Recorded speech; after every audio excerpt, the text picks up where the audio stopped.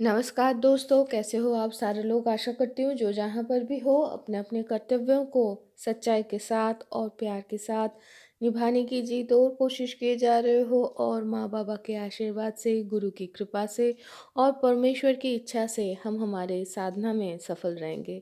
इसी शुभकामना के साथ चलिए शुरू करते हैं बुधवार की शिक्षक की जो कविता मैं लाती हूँ। शिक्षक यानी मैं अपने पिताजी के लिखे हुए कविताएँ आप लोगों के लिए लाती हूँ। तो आज की कविता है हृदपिंडों। लेखक श्री तीनकोरी पात्रो। हृदपिंड यानी कि हृदय। चलिए हम इसको ऐसे ही बोलते हृदय। फुटपाथ के किनारे वो जो इंसान नन्हे नन्हे पौधे के जो टोकरी लेके बैठे हैं, जिसके सर पे एक तौलिया है और मुख पे धूप। हर पौधे का नाम, दाम, सब कुछ बता रहा है इशारों में, बहुत ही निस्तब्ध से आवाज में। कुछ दिन पहले उनकी हृदय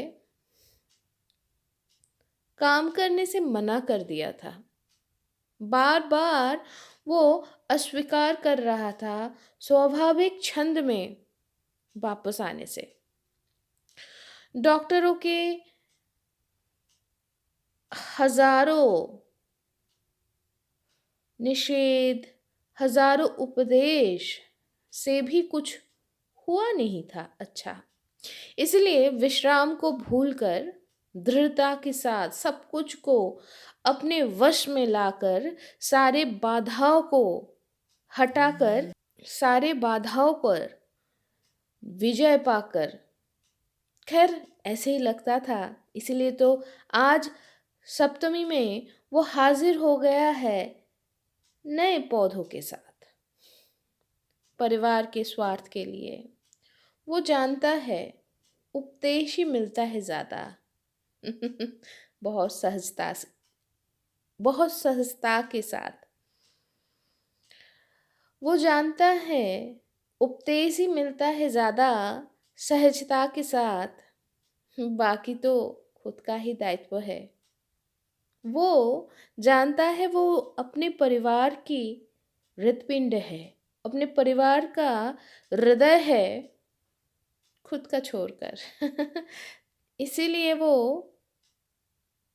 जानता है उसका काम है सिर्फ चलना, सिर्फ चलते ही रहना, रुकना नहीं। दायित्व बहुत है, बहुत बहुत है।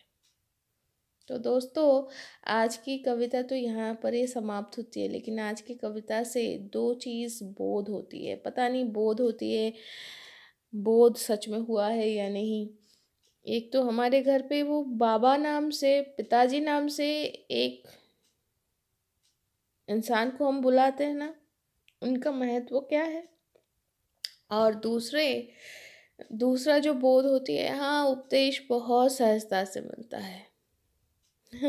सच्चाई में दायित्व अपना ही होता है, उसको करने के लिए हमको ही करना पड़ता है। लेकिन ये भी सच है कि सही समय पर सही उपदेश, सही अम, सही मनोभाव से मिलना और उसके साथ थोड़ी बहुत उत्साह सही समय पे मिलना, इसमें माँ बाबा के आशीर्वाद, गुरु की कृपा और परमेश्वर की इच्छा बिना नहीं मिलता। वो जो थोड़ी सी जो आगे बढ़ने की इच्छा और थोड़ी सी जो उत्साह, वो ही हम लोगों को आगे बढ़ाता है। तो आशा करते हैं हम हमारे कर्म में, हम हमारे जीवन में उसी आशा के साथ, उसी मार्गदर्शन के साथ आगे बढ़ते जाएंगे। तो आज के लिए इतना ही, फिर मिलते हैं।